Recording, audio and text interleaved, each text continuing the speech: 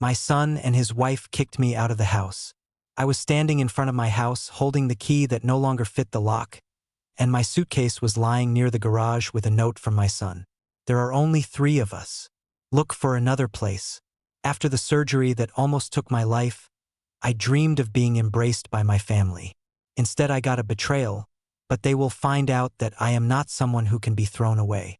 Before we continue, please subscribe to the channel and let us know where you are listening in the comments.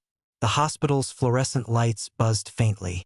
As I scrolled my name on the discharge papers, my hand shook, not from nerves but from the weight of 3 weeks post-surgery. My chest still tender, where they'd crack me open. The nurse, a young woman with a braid tight as a rope, smiled and handed me my coat. "Take it easy, Mr. Campbell," she said. I nodded, slipping the coat over my shoulders, the fabric heavy against my weakened frame.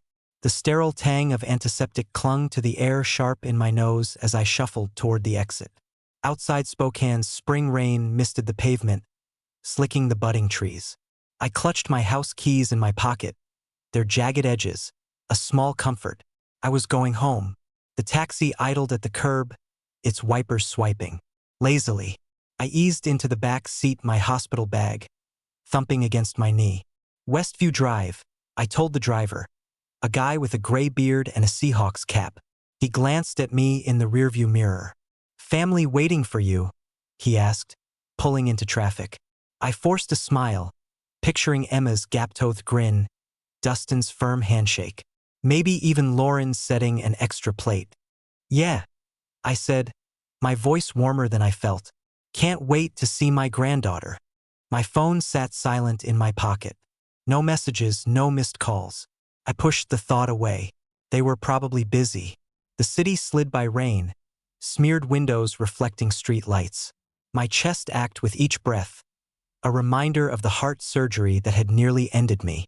I'd spent years keeping Dustin afloat, paying off his car, covering the mortgage on that house, so he and Lauren could give Emma a good life. A house just like the one we passed now, with its tidy lawn and glowing porch light, sparked the memory.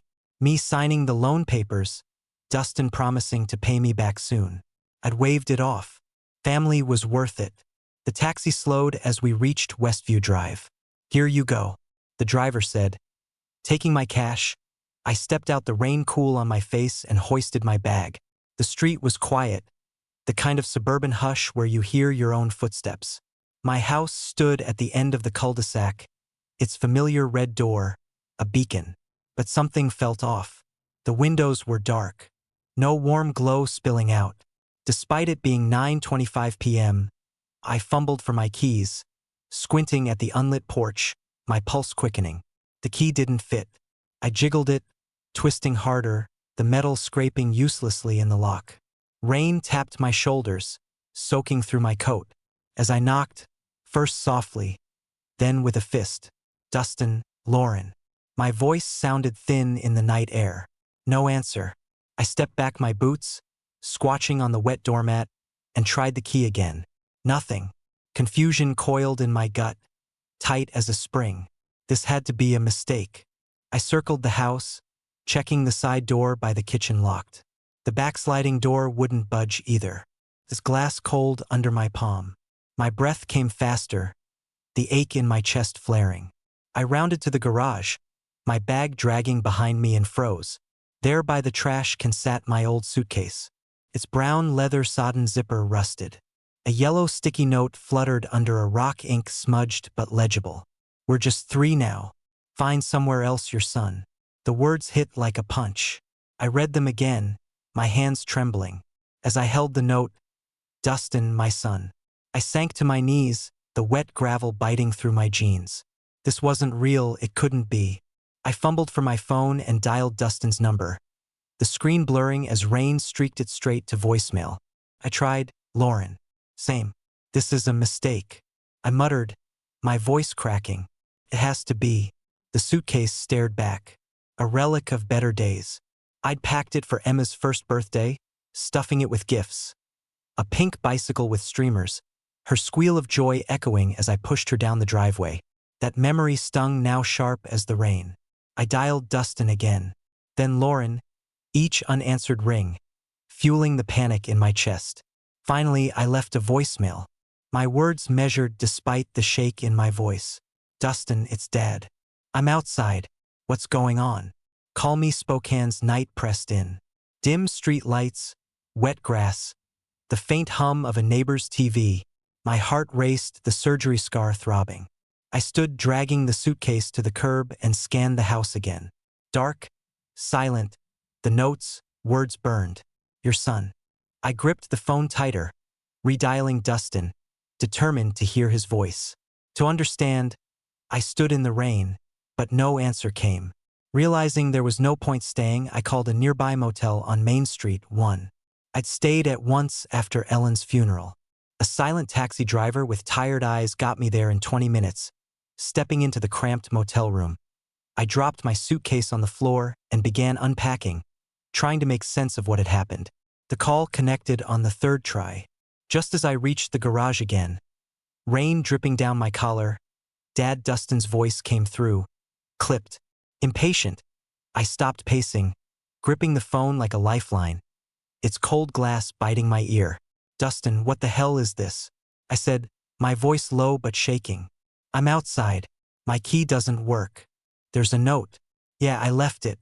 He cut in, no trace of warmth. "We talked about this. Dad, we're just 3 now. Me, Lauren, Emma, you need to find somewhere else." I blinked. Rain, blurring my vision, talked about this. "I was in the hospital, Dustin. After everything I've done, paying for this house, your car, Emma's school." My throat tightened, but I forced the words out. "You can't just kick me out." "It's not like that," he snapped, but his tone was ice. "We need space.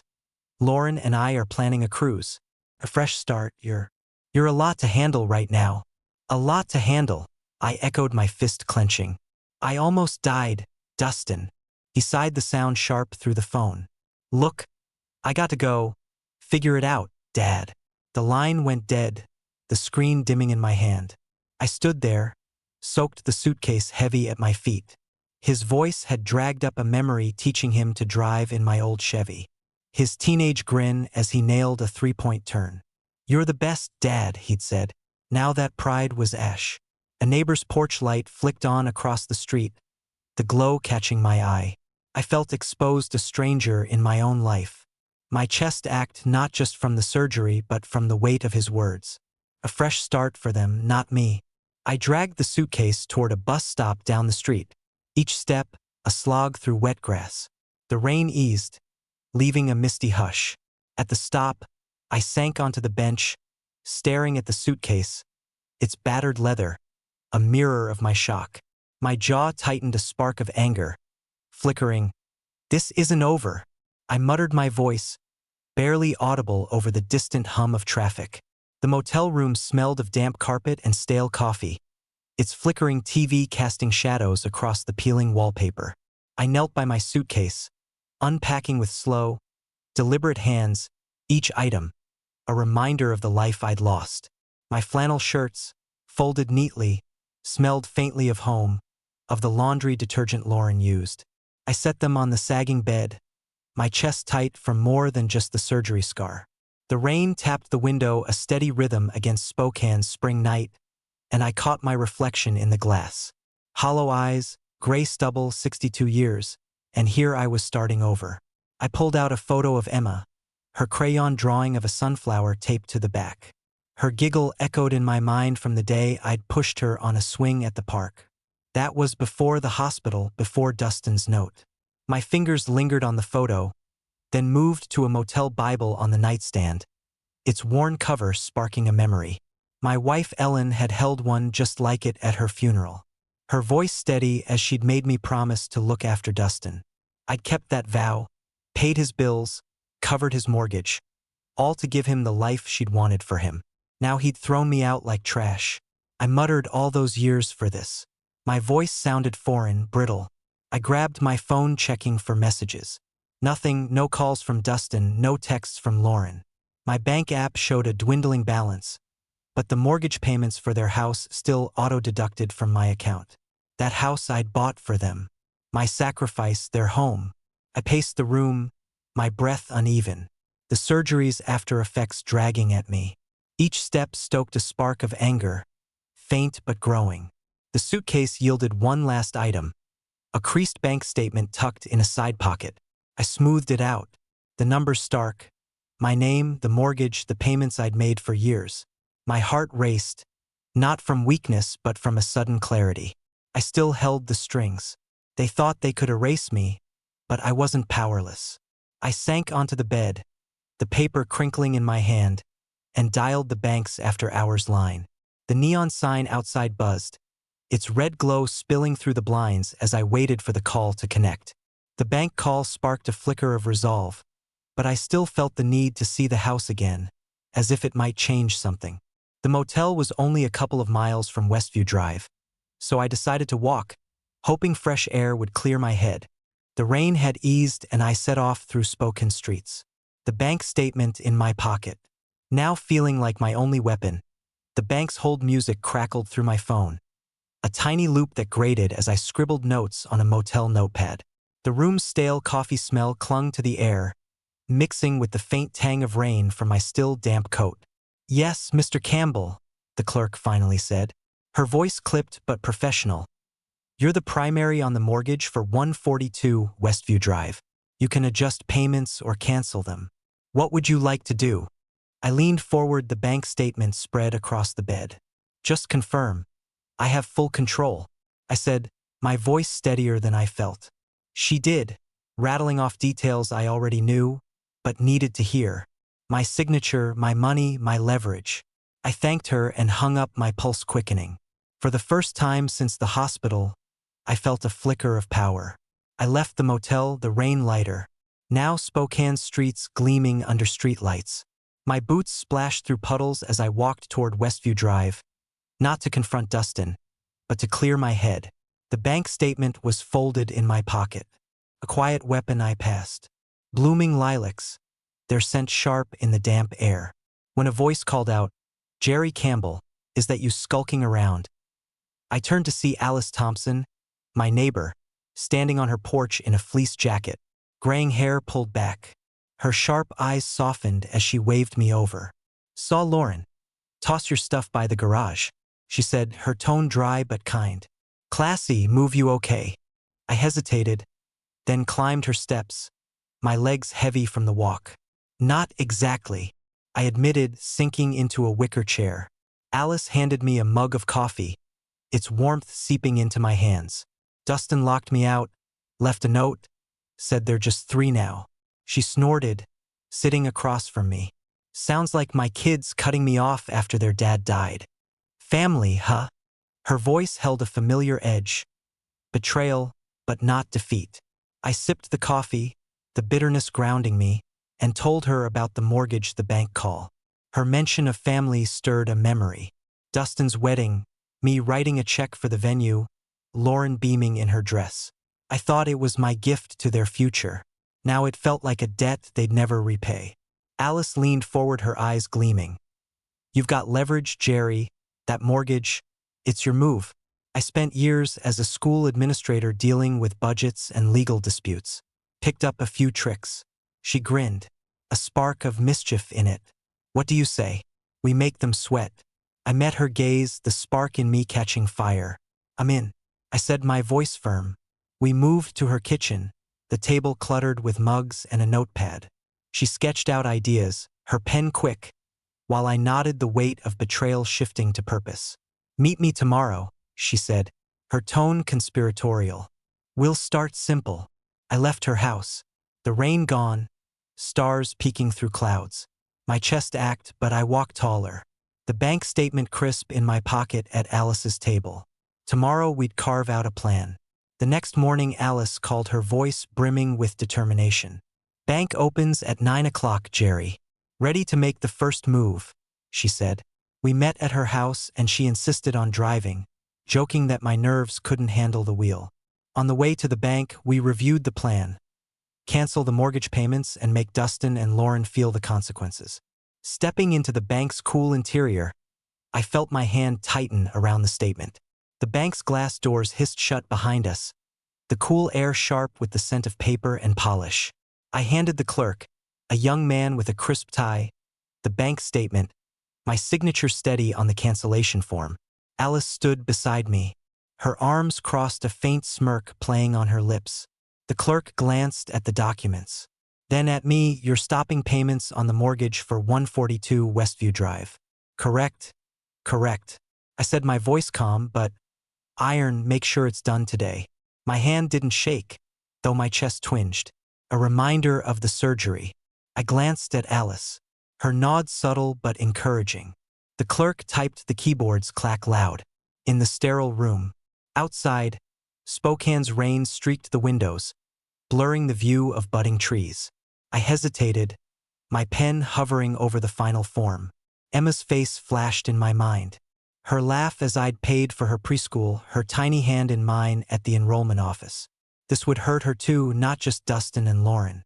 But they'd left me no choice. I signed the ink bold and slid the form back. Before signing, I'd called my lawyer to set up a small trust fund for Emma, ensuring she'd have something no matter what happened to the house. My heart twisted at the thought of Emma's toys in that house, but their betrayal burned deeper.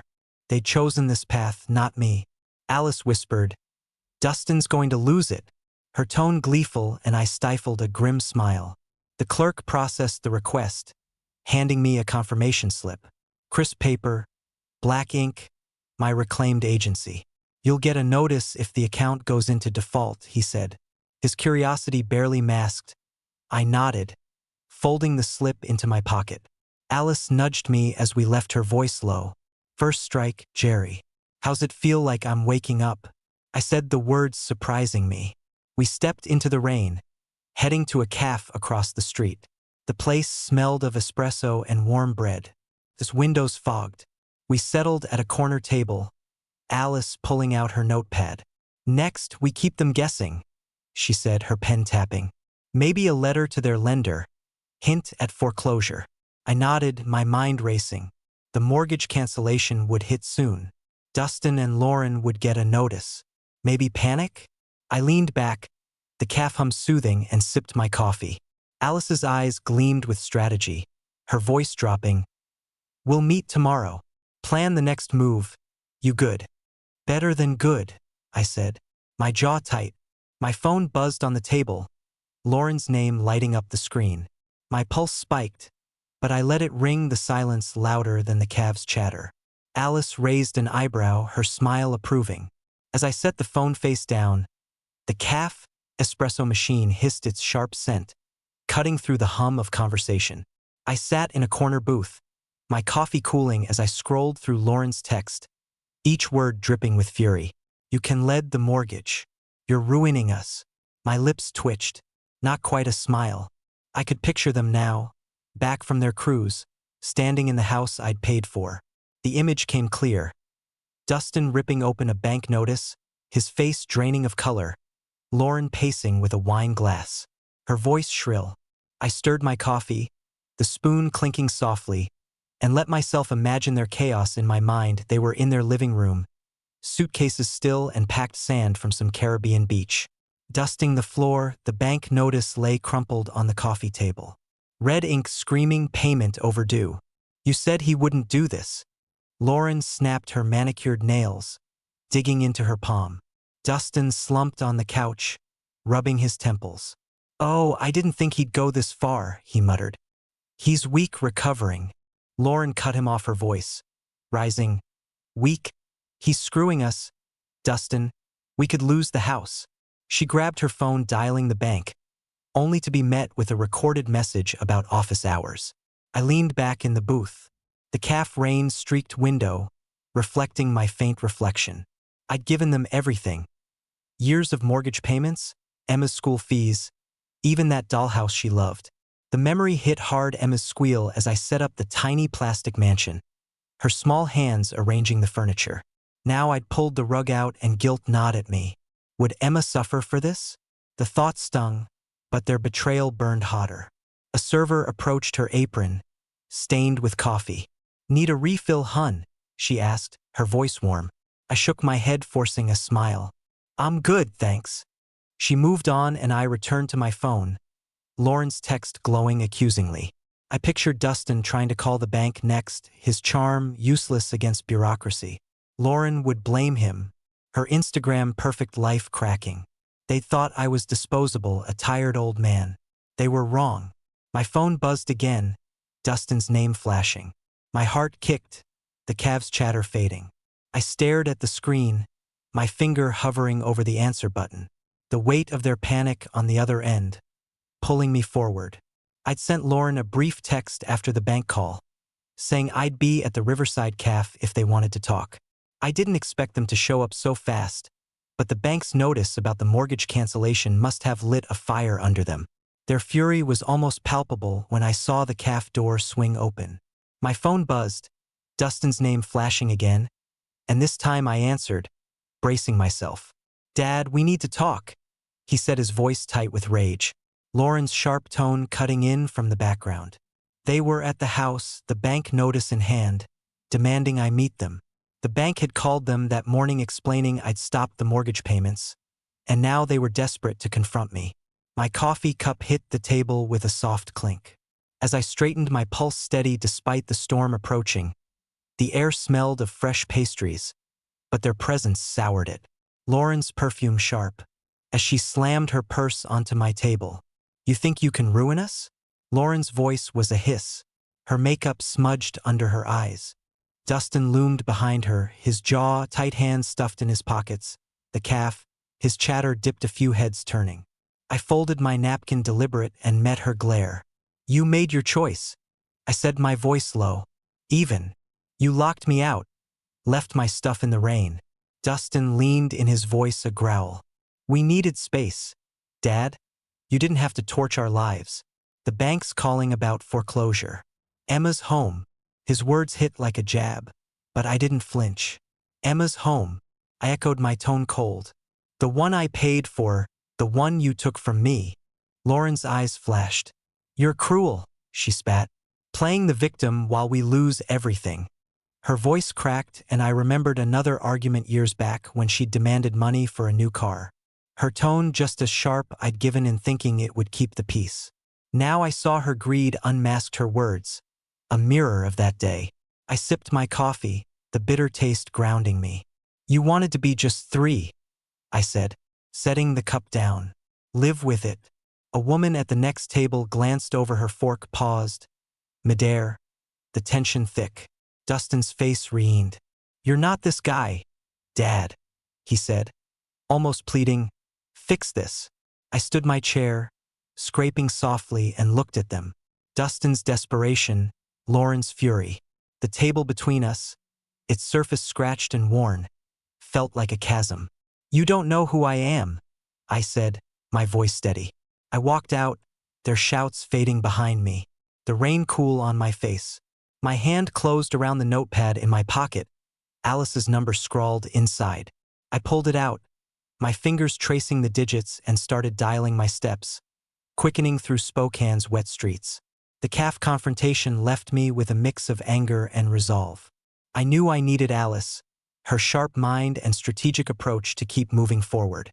Her house was nearby, a few blocks from the calf, so I walked there, the rain cooling my face, the notepad in my pocket, a reminder of our plan reaching her porch. I knocked, sensing this conversation would be pivotal. Alice's porch creaked under my boots, the scent of lilacs heavy in the damp air. I knocked my notepad, damp from the rain, my mind still buzzing from the calf. Dustin's plea, "You're not this guy," echoed, but I pushed it down. Lauren's venom had confirmed what I'd suspected. She was the one steering Dustin, her greed, the root of this mess. Alice opened the door, her gray hair loose, her eyes sharp. "Rough day?" she asked. Ushering me in, her kitchen glowed with warm, light coffee mugs scattered on the table. I dropped into a chair, spreading my notepad. "They ambushed me at the calf," I said, my voice tight. "Lauren's unhinged. I think she's been playing Dustin all along." Alice raised an eyebrow, pulling out a folder of papers, Lauren's freelance invoices, which she'd bragged about on social media, leaving copies in a shared office printer I'd heard about from another neighbor. "Look at these," she said, tapping one. "Her income's higher than she reports." If we tip off the bank, it could trigger an audit. I leaned over scanning the numbers. One invoice sparked a memory. Lauren asking for cash to start her business. Her smile too polished. I'd handed over thousands, no questions asked. Now I saw the lie. She's been hiding money. I said, my jaw tightening, probably pushing Dustin to cut me out for more control. Alice grinned, her pen scratching notes. We exposed this. It's a double hit financial. In public. She's obsessed with her image. Her voice was crisp, legal savvy, like she'd fought battles like this before. I paced, my shoulders tense from the surgery's lingering ache. But my mind was clear. What's the move? I asked a tip to her clients. She said, sliding a legal book across the table. We compile her public posts and these invoices hint at discrepancies and let her reputation take the hit. She paused, watching me. It'll hurt Emma, though. You okay with that? I froze, picturing Emma's crayon drawings, her trust in me. My chest tightened, but I nodded. They didn't care about me. I said, my voice low. Time they learn. We worked late drafting the letter. Our voices low and focused. Alice's kitchen felt like a war room. The rain outside a steady drum. She handed me a legal form, her eyes gleaming. Sign this. It's our next step. Keeps us clean if they push back. I took the pen, my hand steady, and signed the ink, dark and final. The engine hummed softly as I slowed my rental car. The foreclosure sign in Dustin and Lauren's yard catching the late summer light. Months had passed since I'd stopped the mortgage payments, and the red letters of the notice of default stood stark against the overgrown lawn. I gripped the steering wheel, my knuckles pale, and parked across the street, hidden by a budding maple. I'd heard from Alice that the bank had sent multiple warnings over the months, but Dustin and Lauren hadn't found a way to cover the payments. The house looked tired, curtains drawn, paint peeling at the edges. A moving truck idled in the driveway, its back half open, spilling boxes onto the pavement. Spokane's spring air carried the scent of rain cool through my cracked window. As I watched my old home unravel, I'd expected satisfaction, maybe a spark of triumph, but the sight twisted something deeper. A box of Emma's toys, stuffed bears, a plastic tea set, sat by the curb, and my chest tightened. I'd taught her to read on that porch, her small finger tracing words in a picture book, her giggles filling the quiet. Now those moments felt like theft. Stolen by Dustin's betrayal. I pulled out my phone, checking for Alice's update, my thumb brushing the screen. Her text was brief. Bank moved fast. They're done. A shout broke the silence. Dustin stormed out the front door, Lauren trailing him, her arms crossed tight. This is your fault. She snapped, her voice carrying across the street. You pushed him, and now we're screwed. Dustin spun his hands, slicing the air. Me, you wanted him gone. Lauren said he was a burden. Their words were raw, their polished life cracking open. I leaned forward, my breath steady, despite the faint ache in my surgery scar, watching them tear into each other. My phone buzzed again, Alice calling. It's official, she said, her voice sharp with victory. Foreclosures in motion. How's it look? I kept my eyes on Dustin, now kicking the box in frustration, like they're falling apart. I said, my tone, even. Good work. She chuckled, then hung up. I jotted a note. Check bank status tomorrow. The pen's scratch loud in the car's quiet. Guilt noted at me. Emma's toys, a reminder of the cost. But their choice had set this in motion. Lauren's phone lit up, her face crumpling as she read something. Probably another client bailing. Then my own phone pinged, her name flashing. We need to talk now, please. The desperation in her words hit hard, but I felt my jaw tighten, resolve hardening. I started the car, the engine's low rumble steadying me, and pulled away her text, unanswered for now. The attorney's office smelled of leather and polished wood. The clocks ticked sharp. As I signed the complaint against Lauren's hidden income, Alice sat beside me, handing over a stack of invoices, her gray eyes gleaming. This will bury her, she said, her voice low, confident. The lawyer, a wiry man with glasses, nodded, sliding the papers into a folder. We'll file today, he said. Her clients will get wind of this frauds. A bad look for a designer. I exhaled, my hand steady, despite the twinge in my chest, the surgery's shadow lingering. We stepped outside, the spoken breeze, cool on my face, the pavement slick from morning rain. Lauren was there, leaning against a lamp post. Her blouse wrinkled, eyes frantic. "Jerry, wait," she called, clutching her phone like a lifeline. She rushed toward us, her voice cracking. "Please stop this. I didn't mean for it to go this far." Her words tumbled out, desperate, but I stood firm. Alice, a solid presence at my side. "You meant every word," I said, my voice cold, precise. "You and Dustin chose this. Live with it." Her pleading stirred a memory years ago, dismissing my offer to cover a medical bill. Her tone sharp, entitled. I thought it was stress. Then now I saw her greed clear as day. "I'm begging you," she said, tears smearing her mascara. "My clients are dropping me. I'll lose everything." Alice snorted, stepping closer. "Should have thought of that before tossing his life in the trash," she said, her tone biting. Lauren's phone buzzed. Another email lighting up the screen. "Contract terminated." Her face crumpled, her career unraveling in real time. I felt a flicker of pity, but it passed. "You made your bed," I said, turning away. The complaint's crisp paper, heavy in my mind, its official seal, a mark of her exposure.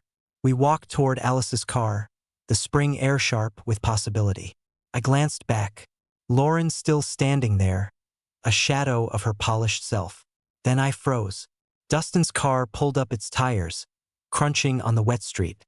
My heart sank, but I squared my shoulders, Alice's hand brushing my arm as we braced for what came next. The scent of roasted vegetables filled my new spoken home, a small rental with fresh paint and a view of budding dogwoods. I set the dinner table, my movements deliberate, the polished wood gleaming under the sunset's glow. A photo of Emma sat on the counter, her crayon, sunflower, bright against the frame. I paused, my fingers grazing it, a quiet vow forming. I'd be there for her on my terms.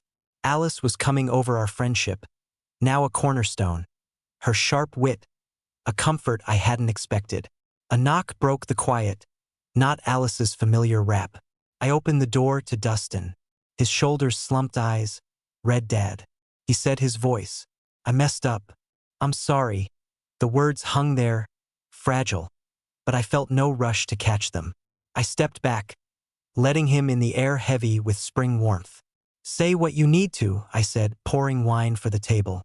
My hand steady, he fidgeted, glancing at the floor. "We lost the house. Lauren's business is gone. I didn't see it, how she pushed me to cut you out." His voice cracked, but I kept my gaze level. "I forgive you," I said, slow, deliberate, "but we're done. Dustin, you don't get to walk back in." He flinched, the weight of it landing. "Emma," he started, but I cut him off. "I'll see her. My way, not yours." Alice arrived, her grin softening the tension. "Smells like victory," she said, raising a glass. Later, her tone warm. We toasted, the clink loud in the quiet. Our bond sealed through shared battles. The garden outside, its soil, freshly turned, sparked a memory, dreaming of a quiet retirement, a life of small joys. This wasn't that dream, but it was mine, hard one. Later, I walked to a nearby park. The legal agreement for Emma's trust fund signed and filed, ensuring her future. I spotted her on a swing, her laughter carrying Dustin watching from a bench. My heart lifted, but I stayed back silent, promising I'd be her grandfather, not their pawn. I turned toward home, the park's green fading behind me.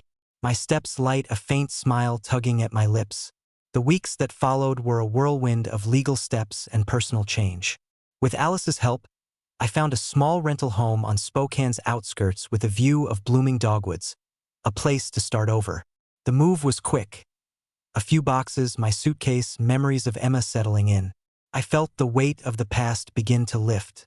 That evening, preparing dinner, I felt a calm I hadn't known in ages, knowing Alice would soon join me. If you like this story, please like this video, subscribe to the channel, and share your impressions of the story in the comments. To listen to the next story, click on the box on the left. Thank you for watching.